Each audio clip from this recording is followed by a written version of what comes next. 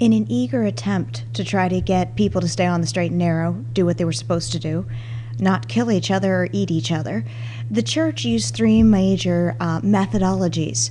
First was fear. The church had no problem with threatening people with bad consequences, both here on earth and in the afterlife. And in order to simplify things for a highly uneducated public, you have to remember, in the Middle Ages, less than 3% of the population of Europe, in most cases about half of 1%, could read and write. So when you're dealing with people who are not used to critical thinking, who are illiterate, you need a simple way of explaining how to get into heaven. How do you get a reward? The church begins to focus on salvation through works. The idea that if you do good stuff, you will earn heavenly brownie points and be rewarded. If you do bad stuff, you get heavenly demerits, you're punished. They begin to promote this idea, and they give certainly fear in that if you do not earn good deeds, you do not do well, you will not have a good afterlife. But they also provide people with examples. They provide stories of saints, great people, ordinary people who do good deeds, who have an amazing relationship with God and are able to give out or do miracles in the name of the power of God.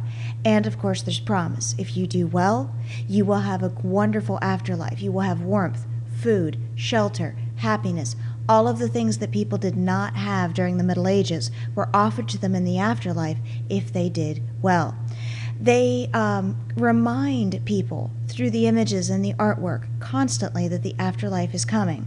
This is called memento, or remember, mori, or death.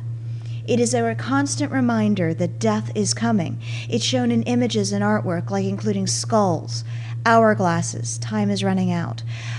Those images of death and the afterlife show up in much of the artwork created by the church through the mid-1700s. One other thing that shows up in the church here is a concept called neo or new Platonism. This goes back to the ideas of Plato. Remember him? You took a quiz on him just a little while ago. You forgot it after the quiz, right? The ideas of Plato center around light as a symbol for knowledge. They center around the idea that beauty leads us toward knowledge and wisdom. For the Neoplatonists, they take those ideas and combine them with Christianity. Light comes to represent knowledge and wisdom, which all comes from God. So you end up with this association between light and God. Beauty all leads us to God, and ultimately the physical world around us, remember Plato said that's a bad reflection of a perfect world, that realm of ideals.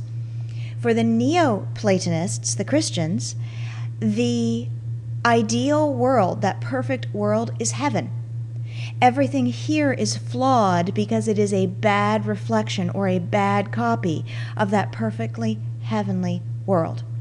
For the Neoplatonists, good things come to those who think, not people who are hands-on, not people who do stuff. That would be Aristotle, not Plato. People who think, who mentally seek for a perfect ideal. So during the Middle Ages, there's going to be a huge focus on mental activity, logic, comprehension, not on learning about the world around you, by thinking and reasoning. Therefore, one of the most common things you're going to see in the Middle Ages is the rise of a thought process called scholasticism.